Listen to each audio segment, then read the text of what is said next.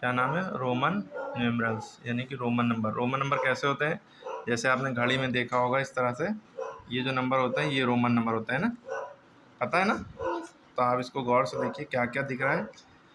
एक डंडा है तो ये 1 है, एक बज रहा है, 2, 3, 3 डंडे तक, ठीक है। उसके बाद क्या है, ये क्या होता है, ये 4 होता है, क्या होता है ये 4, ये 3 होता है, ये 2 होता है, ये 1 होता है। अब आपको एक बात समझ में आई कि 3 से ज़्यादा बार कोई चीज़ रिपीट नहीं होती है। एक डंडा 2 बार 3 बार तक रिपीट होगा, लेकिन 4 बार नहीं रिपीट होगा। आप 4 को ऐसे नहीं लिख सकते, 4 डंडे खींच के, ठीक है। 4 को लिखने के लिए पहले 5 पता होना चाहिए, 5 का होता है वी, है ना। वी से पहले अगर कुछ लिखें यानी वी में से 1 घटा दो, ठीक। तो वी में से 1 घटा दो तो 4 बन गया ना, और वी में 1 बढ़ा दो, वी के आगे 1 लिख दो तो 6 हो गया, ठीक है। क्लियर हो गई बात। और वी में 2 जोड़ दो, ये 5 में 2 जोड़ दो, ये 7 हो गया। 5 में ये 3 जोड़ दो तो ये 8 हो गया, ठीक। 8 के बाद 5 में 4, 4 जो होता है वो कैसे जोड़ा जाता है। आप सोचेंगे सर 5 का वी है और 5 में 4 यानी कि ये जोड़ दो, तो ये कोई रोमन नंबर ही नहीं होता है, ठीक है। 5 4 9, क्योंकि 9 के लिए एक स्पेशल अपना रोमन नंबर है, जिस तरह से 4 के लिए स्पेशल एक रोमन नंबर है, इसी तरह 9 के लिए अपना एक स्पेशल रोमन नंबर है।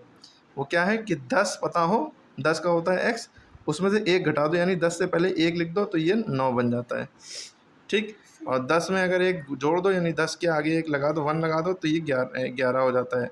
और 10 के आगे अगर 2 डंडे खींच दो तो ये 12 हो जाता है। इसी तरह अगर 13 लिखना है, 13 लिखना है, तो 10 के आगे 3 डंडे खींच दो, 1 2 3, है ना। 14 लिखना है तो 10 के आगे 4 लिख दो, 14, 10 के आगे 5 यानी ये 15 हो गया, 10 के आगे 6 16, 10 के आगे ये 17 18, 19 लिखना है, 10 के आगे ये लिख दो 10 1x, ये 10 हो गया, और ये 9, 10 और 9 19। 20 लिखना है तो 10 2 बार लिख लो। 30 लिखना है तो 10 3 बार लिख दो। 40 लिखने के लिए 10, ये जो ये x है ये 4 बार रिपीट नहीं होगा। जिस तरह से 1 4 बार ये जो डंडा रिपीट नहीं होता कि 4 बन जाए, उसके लिए क्या करना पड़ता है, 5 पता होना चाहिए, 5 में से 1 घटाते हैं। इसी तरह 40 लिखने के लिए 50 पता होना चाहिए। 50 का क्या होता है l, 50 का क्या होता है l, उसमें से कितना घटा दें, 40 बचे 10, l में से कितना घटा दें 10, l से पहले 10 लिख दिया यानी x लिख दिया। तो यानी कि 40 का जो होता है वो होता है XL, 41 का XL1, 42 का XL2, 43 का XL3, 44 का XL4, ठीक है। 45 का XLV, 46 का XLV1, ठीक है। 47 का XLV2, 48 का ये, 49 का XL1X और 50 का L, ठीक है। 51 का ये, 52 का ये, 53 का ये, 54 का ये, समझ रहे हैं आप लोग। तो 60 का जो होगा LX हो गया, 10 और 50 और 10 60, 70 का ये हो गया 50 20 70, 80 का ये हो गया 50 30 80, 90 का क्या होगा, जिस तरह से हर एक, जैसे 4 का चेंज हुआ, 9 का चेंज हुआ, इसी तरह 50 का भी, 40 का भी चेंज हुआ, इसी तरह 90 का भी चेंज होता है। 90 के लिए आपको 100 पता होना चाहिए, 100 का होता है C। तो अगर हम C में से कितना घटाएं, 90 बचे 10, यानी कि C से पहले हम X लिख दें। सी से पहले अगर पहले लिख रहे हैं इसका मतलब उतना घटा रहे हैं, सी में से 10 घटाएंगे तो 90 बचेगा, सी में से 1 ना घटाइएगा, ठीक है। क्लियर। तो अब ये बताइए कितना बज रहा है घड़ी में, 5 बज रहा है। छोटी सुई 5 पे, बड़ी सुई 12 पे, ठीक है। ये कितना बज रहा है, 10 बज रहा है, क्योंकि ये 10 होता है, ठीक है।